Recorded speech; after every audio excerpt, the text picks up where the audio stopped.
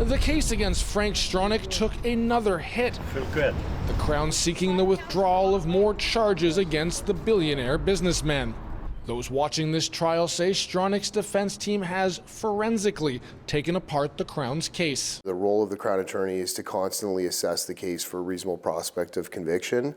Obviously, there are some difficulties with many of these witnesses, which I think makes this case look fairly weak at this point. The case against the 93-year-old began in mid-February with 12 charges, including sexual assault and forcible confinement linked to 7 different women.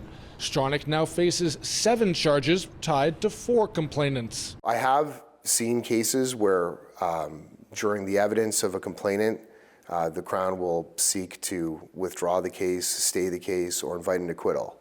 That does happen.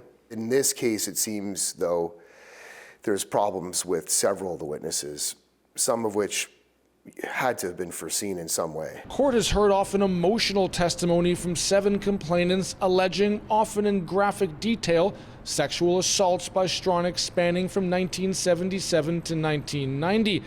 Under often blistering cross-examination, Stronach's lawyers have challenged the woman's credibility and motive and probed faded memories of the incidents, which this lawyer says makes cases like this difficult. You know, blurry memories, faded memories, not remembering exactly what happens, because at no point during a sexual assault is the complainant thinking, I'm going to be cross-examined on this someday, I better remember this point and that point. The defense has now began its case and is expected to call about a dozen witnesses. No word whether Frank Stronach will testify in his own defense. Jamie Strashin, CBC News, Toronto.